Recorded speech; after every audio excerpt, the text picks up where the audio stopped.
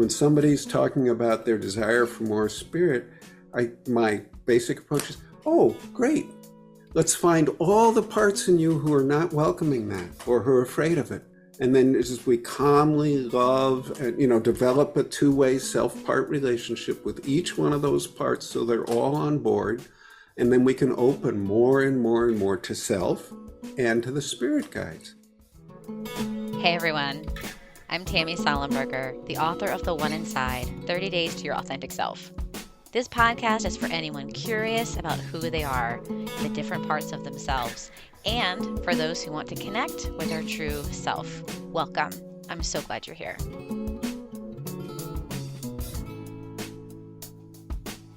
Well, I am so excited today to finally get on the podcast Bob Falconer. Bob has a book that came out last year called The Others Within Us, Internal Family Systems, Porous Mind, and Spirit Possession. And he's already been on, I know, at least 3 podcasts where he talks about this subject, his book, and IFS. So I highly recommend people go listen to those podcasts to get all the background information. But hopefully today we're going to add lots more to that and lots of new stuff. So Bob, welcome. I'm glad you're here. And why don't we start where we always start, which is where you are in the world and what you see if you look out your nearest window. Okay. I am really fortunate. I live in the foothills of the mountains behind Santa Cruz, California. And if I look out the windows behind me, I see rolling hills going down to the ocean, which is about 4 miles away. And it's foggy, which is my favorite because the different ridges appear and disappear in the fog, like one of those Asian paintings, where the pine tree will suddenly. So it's very, very beautiful here. I'm at almost at the end of a private dead-end road, and I only go into town a couple times a week. So it's perfect for a hermit like me. That sounds great. I'm in New Hampshire and it is very snowy and it's very cold. It's like 10 degrees, feels like it's 0. So that's not as fun as it is in California, I don't think. So why don't we start with this idea? You say our minds are porous, and I want to know what that means. And I also read that you said that acceptance of this idea of our minds are porous will make as big of an impact as the acceptance of being multiple, right? So being multiple has a great impact on how I see myself, how I see other people, how I see the world. It's life-changing. And you say our minds are porous has the same life-changing effect. Yep, definitely. Yeah. So what does that mean? Okay. It's a very radical idea, but I think if you start thinking about it, it's obviously true. It's one of those things we deny. Every living system is surrounded by a semi-permeable membrane. Think of a cell. It's got a semi-permeable membrane that's pretty good at letting in some stuff, keeping other stuff out, letting other stuff out. A human being has a semi-permeable membrane. Selectively take in stuff and expel stuff. An ecosystem has a semi-permeable membrane. It lets in stuff and it takes out stuff. The only things that don't have this are dead. Like a rock, maybe. But even a rock in geological time frame has a semi-permeable membrane. But that's a side issue. Why would our minds be different? It's a living system. Mm-hmm. Yeah. And William James I'm a big fan of William James, and I think he's underappreciated. He had a great image for how this is. He says, you can think of each individual as an island coming up out of the sea, but we're all formed from the same seafloor. And I could go on and on and on about this for the whole podcast with lots of evidence as to why this has to be true. But if you just imagine it's true for a minute or two, you'll see it really changes everything, because we're part of something much bigger, much bigger. So if we think of ourselves and our minds as being part of something much bigger, this is when we maybe think about, well, what is that? And that's where I think spirituality comes in. Yeah. What is that much bigger thing? Mm-hmm. Yeah. Uh, Now, back to William James again. I'm a big fan of radical pragmatism. What's real is what works, to oversimplify a sophisticated philosophical system. So I try and stay away from questions like what is it or why, because we can get lost in endless speculation. But if we can stay with questions like how can I best work with this? Or what can this contribute to relieving human suffering?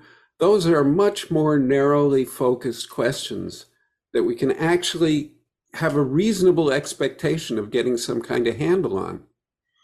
Bob, I'm imagining so many people ask you that. Well, what are these things? What Yeah, exactly is a critter, an my unattached rodent? brilliant answer is, I don't know. But then I have theories. I mean, if you've looked at my book, it's got a 32-page bibliography. So obviously I'm fascinated by these questions and study them, but they're not the really important questions. The important questions to my mind are when there seems to be some kind of external energy coming into a person, how can we help them deal with that so that they suffer less? And if you think of this boundary around people as being semi-permeable, you can see these problems as being an issue with the permeability. It's letting in stuff that's not so good, or it's too rigid, or it's too porous, and too much stuff's coming in and out. And there are actually quite a few measures of porosity that have already been developed by various psychologists. For example, this guy Church in England developed what he called the schizotype scale. Now, he developed this as purely as a measure of psychopathology. He was studying psychosis.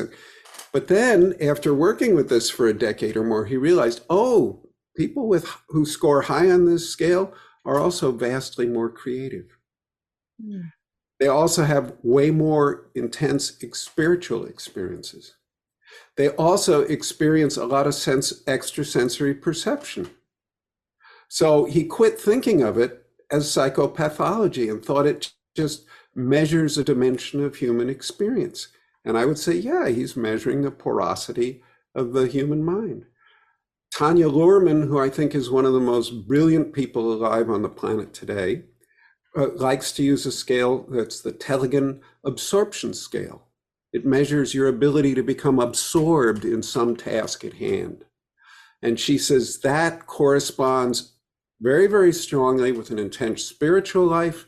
And it also corresponds with certain kinds of mental illness diagnosis. There's a bunch of other scales, transliminality. There's one I love, the sensory delight scale. The more delight you can take in your senses, the more permeable that boundary is. If you can be completely carried away by music and just start weeping at the beauty, that's a porous boundary. Mm. So it's not just a sign of psychopathology at all. Okay, so if our minds are more porous than we have thought or been taught to believe in our, if we're in America right now, so in our American Western individual way of thinking, because you talk about that kind of the culture way of thinking. So if our minds are more porous than we think they are, then that can let in more sensory experiences, more connection to our spirituality, just more spiritual experiences, which is also potentially can let in UBs, critters, and sort of what we think is maybe negative, and then also what we think is positive, like spirit guides. Guides, allies, all that stuff. Yeah. I want to mention another stuff because I mentioned Dr. Luhrmann. She did a study of acute psychotic episodes in San Mateo, California, Accra, Ghana, and Chennai, India. She studies psychosis and spirituality multiculturally all around the world. We spend approximately 1,000 times as much as either of those two countries on an acute psychotic episode. Guess who gets the worst results? We do.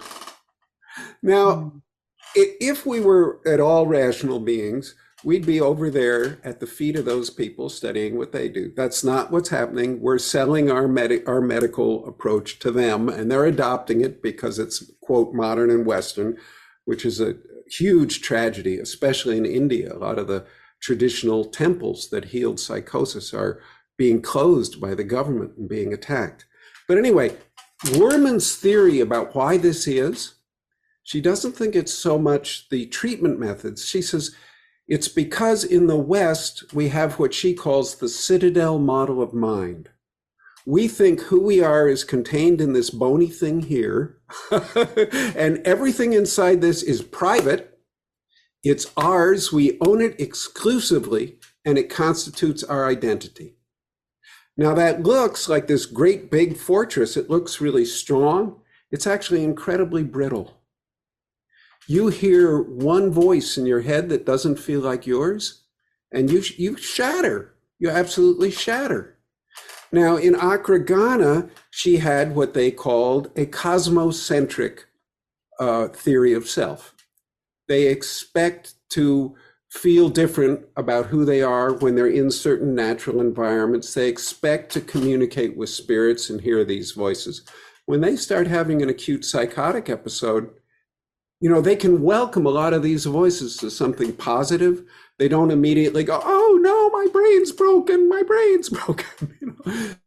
In India, they have what she called a sociocentric model of self, that they would expect to hear other voices of other relatives, deceased and alive, and they treat the voices and the other things we consider as intrusive, bad stuff, as relatives. And some of them nag and some of them are annoying, but it doesn't mean their brain's broken, and it doesn't mean, their whole identity is shattered by this experience of porosity, which I maintain is normal, natural, and often very healthy.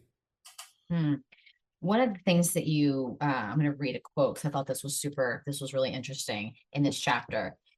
Self is a process, not a thing. And without these webs, self, mind, the person, and identity are unstable and incomplete. The widest of these webs, the spiritual, is also the deepest. Even though it is beyond verbal processing, it is nonetheless real and powerful. Mm-hmm. So tell me about this idea that the spiritual is the deepest. Well, I often define spiritual, a lot of people, you mention the word spiritual these days and they sort of go, like, what's wrong with you? Don't bring that up in therapy. And they make fun of you. And for people like that, I just say, well, what are your deepest values? Where do they come from?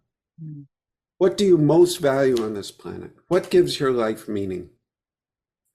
And I think that's a very good way to define spiritual. Whatever is the deepest ground of being that you're aware of, that's what your spirituality is.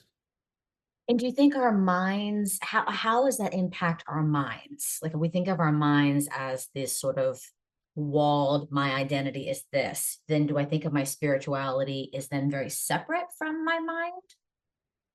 Typically? I don't know. I don't know how people typically think. I go one by one. I try to anyway. Okay. When I'm not. I think it's a lot like, Viktor Frankl, who I also immensely admire. He said the people in the concentration camps who could create meaning out of their experience survived. And those who couldn't died. And he said very often we could tell who had lost their sense of meaning, and they would die within a few days. So this sense of meaning, whatever this connection to something bigger than us is, it's not some icing on the cake after we have everything done. It's what determines who survives and who dies. It's what determines our basic level of health. And, there are a lot of theorists who believe that this citadel model of mind started evolving around the time of the Reformation and the Counter-Reformation, about 500 years ago in Europe. And they trace all these horrible things that started happening. That's when we started having this epidemic of mental illness that's just gotten worse and worse since then. And that's when alienation started becoming an issue. And if you think about alienation, it is the citadel model of mind. It's this feeling of being totally cut off and isolated. So, I mean, once I started thinking about this, I thought it was like, it's like the purloined letter. It's hidden in plain sight. Yeah, yeah. So speaking of that, the idea of you thinking about something and working with something and working with people in this way, I'm curious. You talk about this in your book. It's very explicit with conversations with Dick and IFS. I'm curious how well your book has been received. It's been out for about a year-ish now. How well has your book been received? Pretty well. A publisher in France is going to translate it into French and publish it there. A publisher in Spain has agreed to translate it into Spanish and publish it there. A Japanese publisher has expressed interest. My wife is Korean. A Korean publisher has expressed interest. So that's all very, very gratifying. And I'd love to get a Portuguese publisher because I believe Brazil would be the country that is most open to this kind of thinking because of their spiritist Umbanda and Candomblé traditions. I think they're actually in some ways, they're going to be the India and Tibet of the next century. I think there's great spiritual ferment happening in Brazil right now. So with that said, what direction are you moving now? Okay, there's lots of, I'm very interested in the work of Emmanuel Swendenborg. Now, he died about 1780. So he's been dead quite a while. He was the foremost scientist of his day. And hard science, like copper mining, smelting. He built military fortifications for the King of Sweden. He designed watches. About the age of 50, he started having visions. And angels and demons took him on guided tours of heaven and hell. And he spent the last 30 years of his life writing this detailed geography of the other world. And it's about 30 volumes in Latin. And there are still Swedenborgian churches. And I've recently completed a book with some experts on Swedenborg that will be published by the Swedenborg Foundation, comparing IFS and Swedenborg. And they're amazingly similar. Swedenborg talked about an internal household. He usually would use the word household, but occasionally he actually said family. Wow. And there's a guy named Wilson Van Dusen, who was the head psychologist at a big locked mental institution back when they still had them. He used Swedenborg's work to analyze the hallucinations of the schizophrenic patients. And he said these things sound just like Swedenborg's angels and demons. They're saying the same kind of stuff. And Wow. So can you spend a few minutes and tell us what are the similarities? So besides this household, what other similarities are you seeing between these two?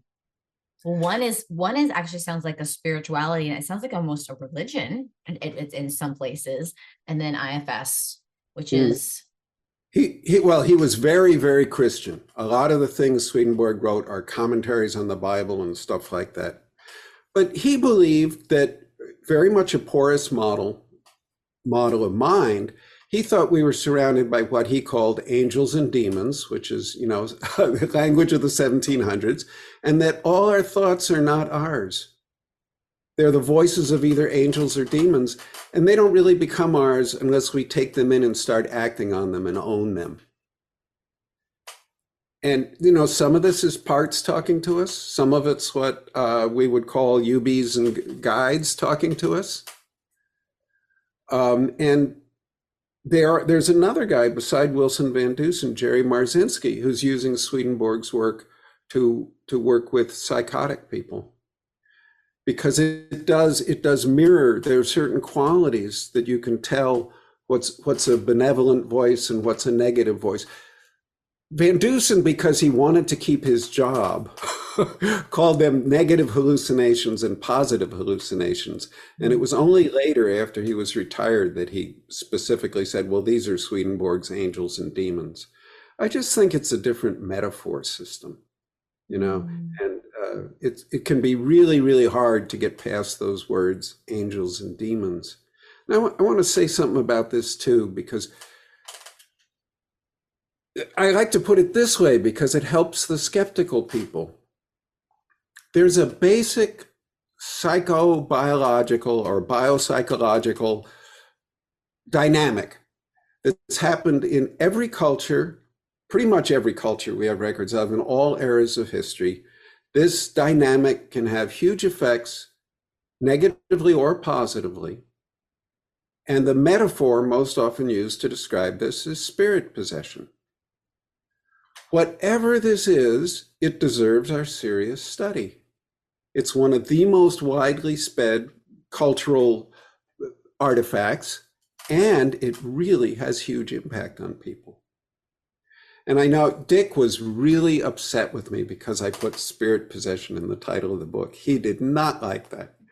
My undergraduate degree was in anthropology, and there it's perfectly respectable to talk about spiritual possession, even if it's not in the therapy world. It's acceptable because in other cultures it's just known that I think that's what it is. It's just sort of, it's just a known, it's not like they don't have the reactions that we do in the Western world. Yeah, and England is leading the way on this, at least for us, because they have a large Islamic population, and many of them conceptualize mental illness in terms of the jinn, the spirits which are possessing them. So in English mental health, they're accepting of this idea of jinn because they want to adopt the language of their client. Right. Do you think that parts of us that we think of as, I know you're going to say you don't know, but I'm going to ask it anyways. Do you think that there are parts of us that we think of as parts and we have a relationship as parts, but they might actually be these angels and demons, which I'm putting in quotes, I don't know. Do you think that might be? Yeah, oh, I know. I definitely think that does happen. Yeah. And do you have an idea? Like, don't say you don't know. Do you have an idea? Do you have an idea of how we know? How? Yeah. Okay. Yeah. Oh, good. In terms of the negative ones, they're first of all, assume it's a part over and over and over again until it's demonstrated pretty decisively it's not. Because if you try and amputate something that's a part, it damages the person a lot, and none of the parts in there are going to trust you for a long time to come. I mean, a lot of people, they tried this with addiction therapy for a long time. You know, amputate the addict, get rid of the addict part, didn't work too well. Yeah, that makes Caused sense. a lot of damage. So the number one thing is assume it's a part. Ask its intention really, really carefully. A part always has a good intention. Always. And even the suicidal parts. Why do you want to kill her? Well, then she'd be off the planet. What's good about her being off the planet? Well, then she couldn't get hurt anymore. There's the good intention. Yeah. But if it was a UB or a whatever you want to call these negative spirits or negative external energies or whatever word is acceptable. What is your favorite word? Because I know you don't like UBs. What is your preferred word? I've been using external energies a lot lately because that seems more, it triggers people a little less. But I basically ask the person what they want to, what they want to do. Yeah, I want to go on a little detour here. I never keep to a straight line. I hope you can put up with it. It's so important that we learn our clients' language and not try and give them ours. Milton Erickson, the greatest hypnotherapist ever and one of the greatest healers of the past century, was a psychiatrist, and he worked in a locked ward for a long time. And there was this patient, this guy, who just talked word salad, talked nonsense. And they'd bring him out in the hallway. He'd stand in the hallway all day talking nonsense. He'd been doing this for years. Dr. Erickson takes over that ward, and he looks at the guy. And then he goes next to him and listens to the word salad, copies it down, and transcribes a bunch of it, studies it to learn like the grammar and the sounds the guy was using. And then he goes and stands next to the guy and starts talking word salad back to him. And after 2 days, the guy turns to him and goes, "Cut it out, Doc." And then goes right back to his word salad.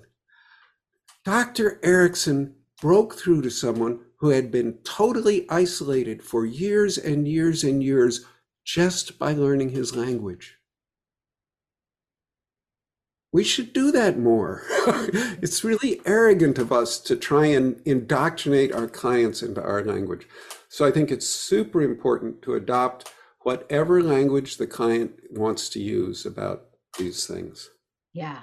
Well, and I think super important. And calling them, if we call them critters or unattached burdens, those are IFS language, right? Those are our labels that we're putting on it. But an energy or that sounds maybe more known or more generalized, maybe. Yeah. I try and use the most open, unattached term I can. Dick hates the word entities. So I've tried to stay away from that. That one would make him scream. Spirits is even worse, I think, but some people talk about spirits. Fine, I'll talk about spirits. Yeah. How do you know if, I know you were in the middle of answering a question and I interrupted you and now I forgot what I was asking you about, but so we're we assume it's a part unless it doesn't have a positive intention. Would you say the same thing about spirit guides, or how do we know it's a spirit guide versus it's just self? Okay, that's a really interesting question. And let me go back to this other one. The question we were on was, how do you know it's a unattached burden or whatever we're going to call it? So the first thing is be clear about its intention. If there's no good intention, ask it directly. Have the person ask it, are you a part of my system? And very often they will try and sidestep this question or, distract, or you wish I was a part of your system, or I've been around a long time, or all sorts of stuff. But, you just stay with that. And for some reason, they don't seem to be able to lie in answer to this question. They seem to be able to lie about everything else. But this one, they don't seem to be able to point blank tell you a lie. Dick says he's never heard them lie about this. There's some cases where I'm not so sure, but overwhelmingly, they can't lie about this. So that's what I'd say. Guides and self are very, very tricky. And I rely on the person's experience. Is this a part of you? And also the negative ones, the UBs will try and come disguised as guides. Often. So it's really hard to tell UBs from guides. And, the biblical rules that they call, in religious language, they call this discernment. And they talk about demons and angels. And the classical rules from the Bible are, by their fruits you shall know them. Does this have a good impact on the person or not? And take this to trusted spiritual elders. Both of these things only work in hindsight. They're not real time. And trusted spiritual elders are kind of hard to come by these days, right. To put it mildly. Right. So I've been trying to develop real time ways to distinguish. And the one I think the most obvious one is how these beings, energies, whatever you want to call them, react to your fear. The unattached burdens will zero in on your fear and poke at it. That's how they get in. When you're not afraid of them, they lose all power inside you. So if you're afraid, they'll just go meow, and they'll start triggering that fear more and more and more. The guides, or the positive energies, have tremendous respect for you and your free will, and they'll back off and they'll wait for an invitation to come in. And if their presence feels frightening to you, they will just, So that's one. Another rule, which is very important, comes from Pia Melody. And if this influence makes you feel you're better than anyone else, it's not spirit. It's not a valid higher power. That's sugar-coated poison, and it's really bad poison. So if you start thinking you're the Messiah, or That's not a you know, spirit guide. and one of my character flaws is can be a little arrogant. So when I find my nose wants to go up like that, I know, oh, this is trouble. This is trouble. Stay away from that. Oh, it's also true if it makes you feel worse than anyone else. It's not a good influence. But and there's one other, and I really want I want other people to start working on real-time tools of discernment, because these ones I've got are just suggestions. And we really want to know, does it increase love? But the word love is so surrounded by lies, and there's so much nonsense from Hollywood, country Western music. I mean, their idea of love is not the healthiest thing. But anyway, so it's really hard to go at that directly. So what I've discovered from an IFS perspective that seems to work really well is polarizations. Everybody has pre-existing polarizations, right? You just ask yourself or ask your client, is this polarization, are they more violent and more hateful toward each other, or are they a little less hostile? Not that the polarization's resolved, but they're not shooting bullets. They've got an armistice. So I think that's a real-time way you can measure the amount of love coming into a system without getting into all the lies and distortions around love in our culture. What about, I've heard Dick say that we all have spirit guides. And what about how to open to them or find them, or what would you suggest about that? Great question. Really important question. I'd love to write a book on that. And I am working on many more books, but that one's down the line a ways. Swedenborg says something very like what Dick says on this one. Swedenborg said, we think spirit is some exotic bird of paradise that we have to go around the other side of the planet into some jungle to discover. He said, no, she's right here. And she so wants you to see her that she's brushing your eyelids with her wingtips.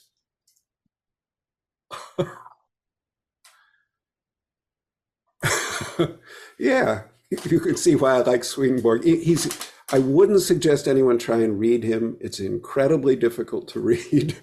But anyway, he says some incredibly beautiful things. I think Dick's right.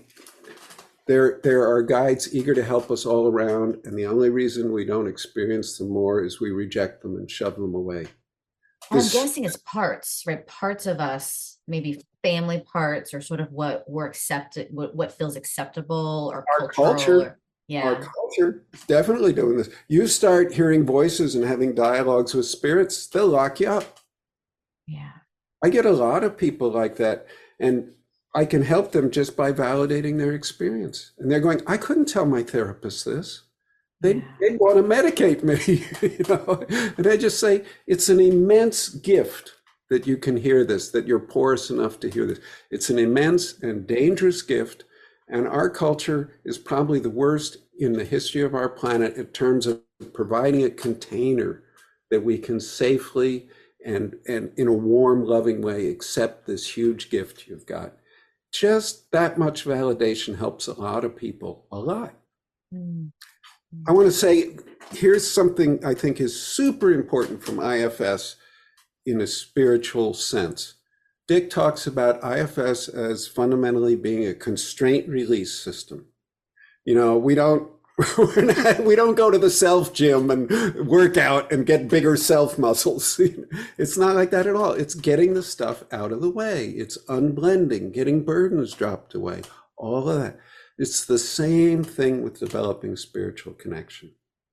When somebody's talking about their desire for more spirit, my basic approach is, oh, great. Let's find all the parts in you who are not welcoming that or who are afraid of it.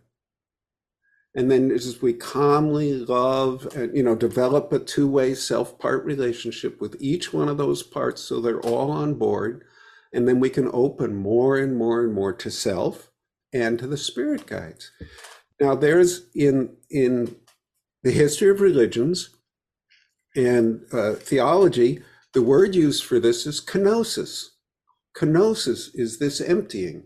And they talk about kenotic spiritual practices. Mm-hmm. And there was an anonymous book by a medieval English monk called The Cloud of Unknowing. Mm-hmm. And it's exactly this. It's you have to let go. You have to get rid of all this stuff. And also this is very big in the Zen Buddhist tradition. It's, so there are scholars who talk about the kenotic tradition in all these different religions. Every religion on the planet, as far as I've been able to discover, has this kind of kenotic dimension to it. There's another, I like big words, apophaticism, which technically means the idea that you cannot define God. And the only way you can talk about God is by what God is not. So again, it's this process of removing stuff instead of trying to build up your muscles. So I think that's a very important key thing that IFS and the kenotic spiritual traditions of the world converge on. That's beautiful. I'm familiar with the cloud of unknowing. I practice centering prayer, and so yes, very familiar with that book and that idea of letting go of the words, letting go of my beliefs, even letting go of as constraints, like letting go. So that's beautiful. Brothers David Stendhal Rast, who was a major teacher in my life, he used to say the last and usually most difficult obstacle to knowing God is our ideas about God. He did something that I think is absolutely wonderful. At the age of 95 last year, he published another book. And that gives me hope. Yeah, because you're naming all these books that you're like, and then I want to publish this book, and then I want to write this book. And I was like, oh, okay. So you have a lot of books in mind, and then you also have so two things I want to talk about. I want to talk about the masterclass you have with Derek. Let's do that. Let's talk about the masterclass you have with Derek coming up. So Derek Scott from IFSCA, IFS in Canada, and you have a masterclass coming up about past lives. So tell me about how what we just talked about, what that has to do with past lives. Okay. Again, it's stuff from outside this bony little thing here coming in and having a huge impact on our mind. And you can think of it as, if you want, as an extension of legacy burden stuff. Now, I often introduce this whole field to people as legacy burden stuff, because there's hard science behind legacy burden stuff. There's Rachel Yehuda at Mount Sinai, over 500 peer-reviewed articles on Holocaust survivors. There's the Diaz Wrestler experiments. They can create this stuff in rats, and that's the standard of reality. If you can do it with rats, it's real. So I open that up that way. And a lot of times I'll just let people think of this as legacy stuff. I don't care if they think of it as UBs or past lives or anything like that. But I think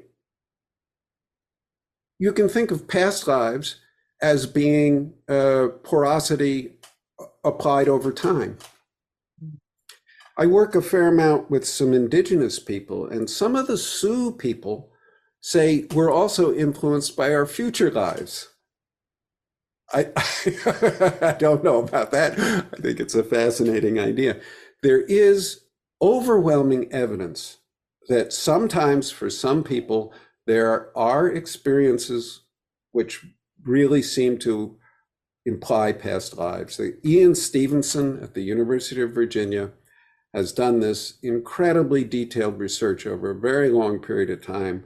And after his death, Dr. Tucker took it over, and back in 1977, the book review editor for JAMA, Journal of the American Medical Association, about the most uptight conservative journal in America, said Dr. Stevenson has done extensive, careful, unemotional research, and he has produced results which cannot be denied and deserve our attention, or which cannot be ignored. Of course, they have been totally ignored because they're so unwelcome. But he studied past life stuff in children. And these kids would Wow. have past life experiences, and he could go to where they said they came from. It was usually a village not far away. And he could validate them. He could, somebody over there died. He had over 1,500 what he called proved cases where they could find the person who died, and the kid knew a whole bunch of stuff about the life. And some of them are amazing. This little kid in Thailand kept telling his grandma, I was born over there. I'm not from this.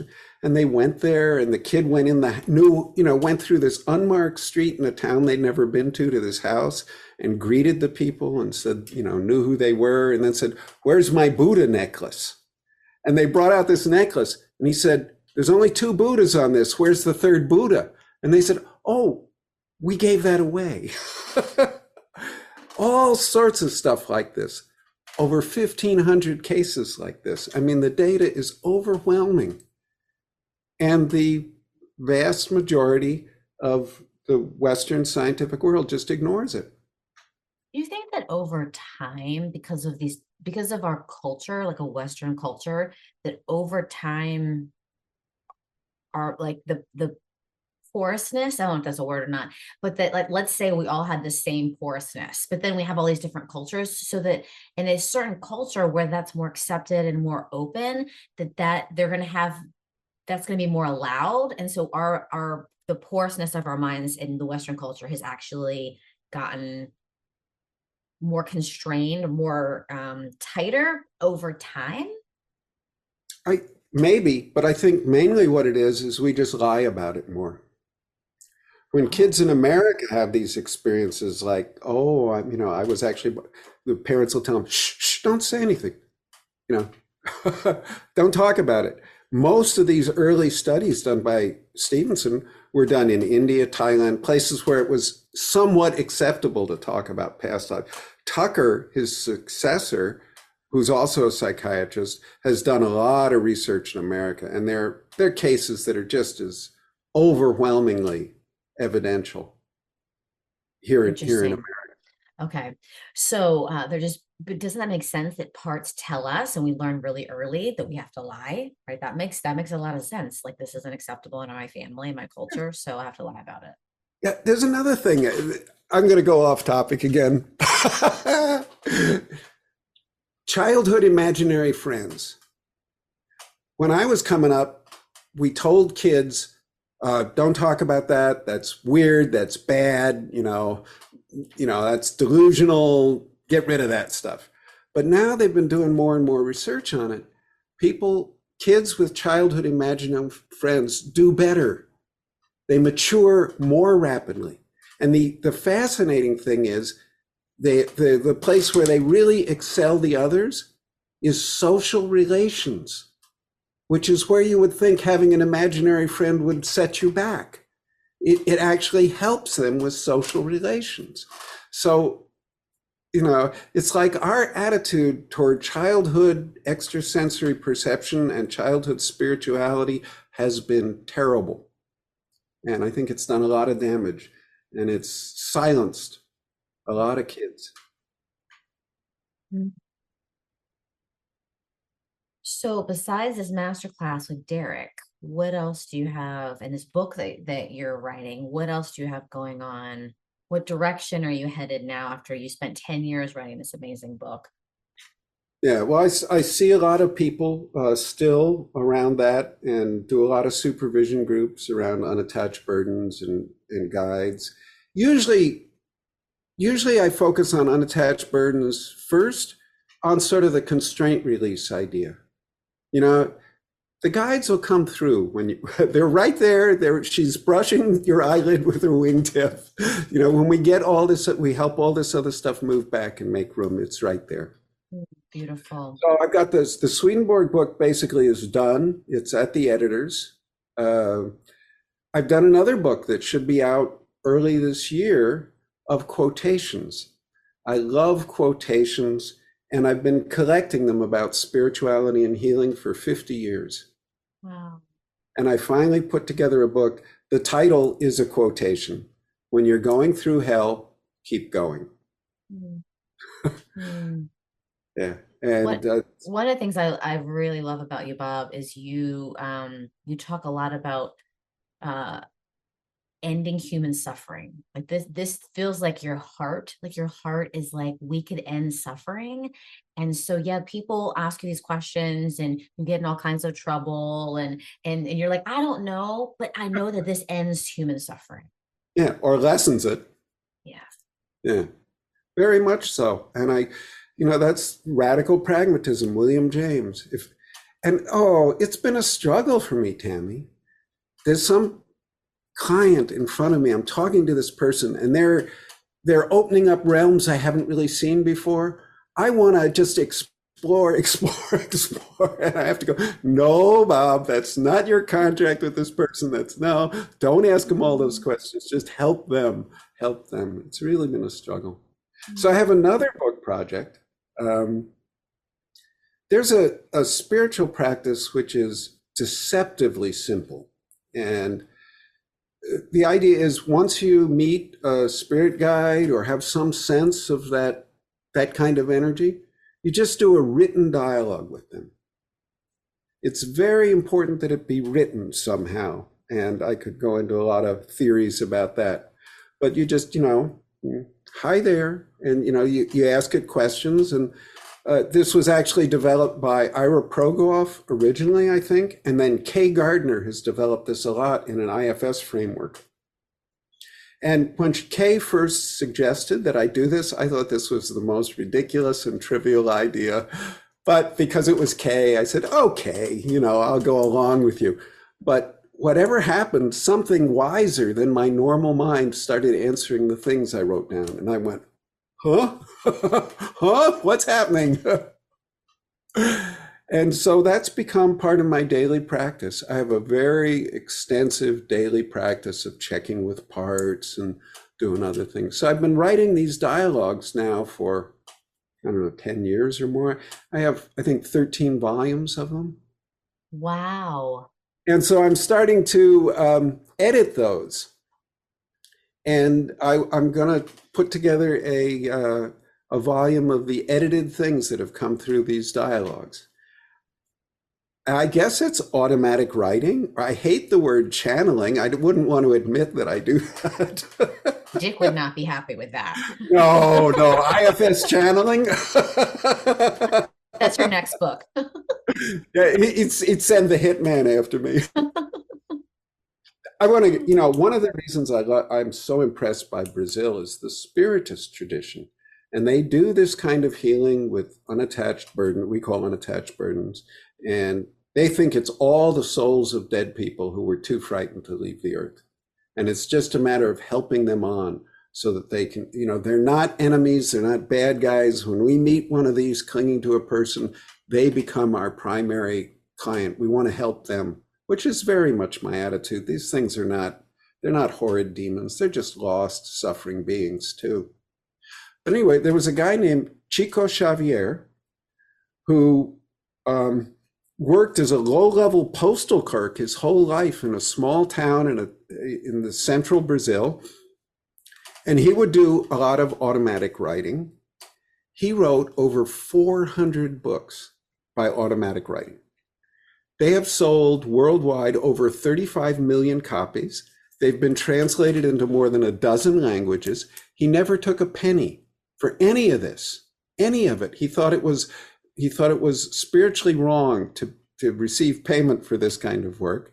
So he gave away all his royalties. There are about a dozen of his books translated into English. Most of them take place in the afterworld. His most famous one is called No Solar. It begins with the death of the hero and then follows him through the afterlife until he's reborn. And Chico could evidently talk to the dead relatives, and people would line up around his house, wanting to communicate with someone who died. He'd see them all, but he never took a dime. And actually, he was so popular in Brazil that he won a TV contest for most important Brazilian of the 20th century. But most people in America have never heard of him. I think this just shows our incredible narrow-mindedness and arrogance that only we in the West matter. And yeah, I could go on and on about Chico because he wrote some historical ones with data he couldn't have known. Wow.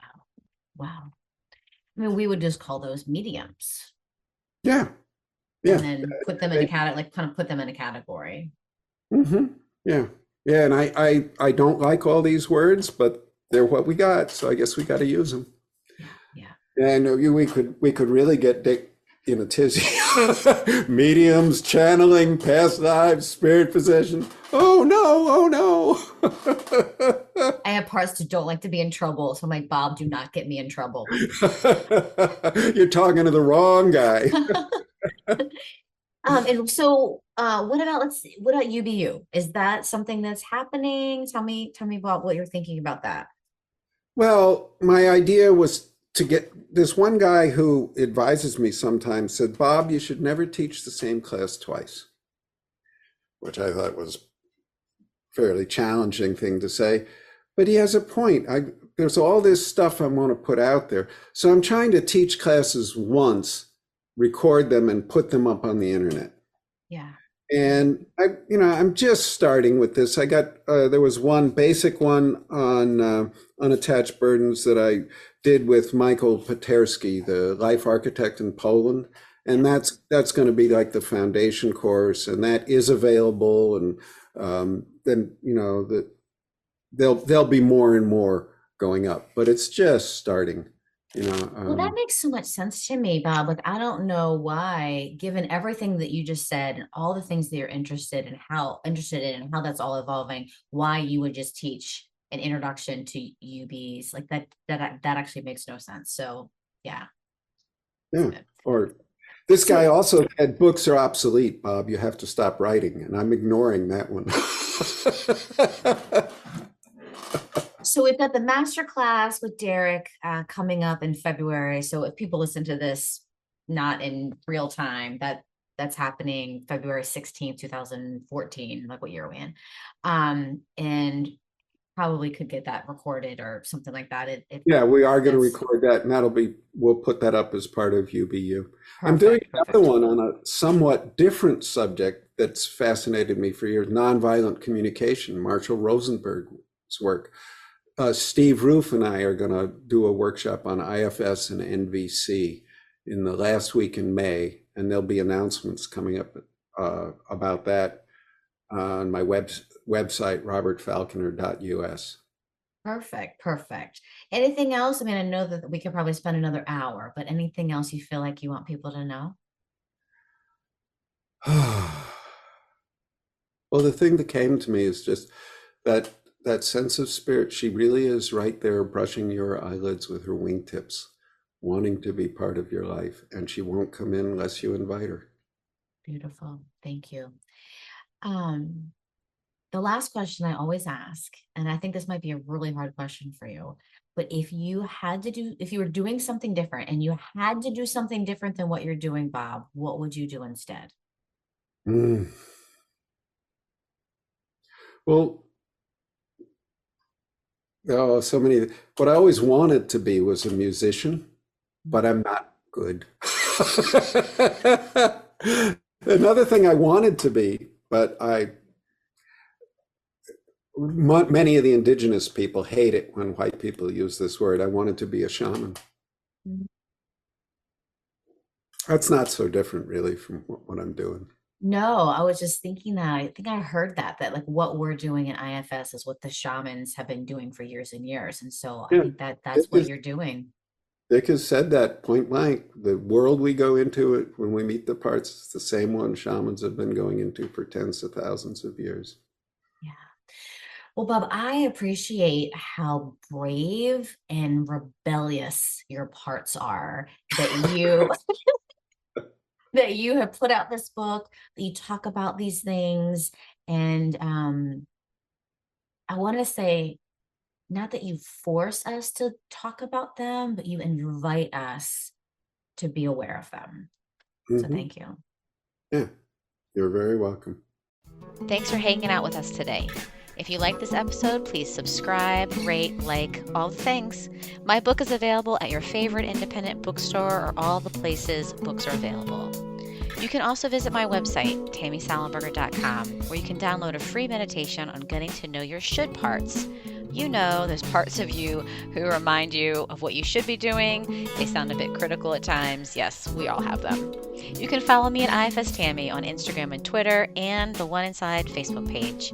I'm so grateful for Jack Reardon, who created the new music. Jack is a graduate of Derek Scott's IFS Stepping Stone program. Thanks, Jack, for getting me. And to you, thanks for listening.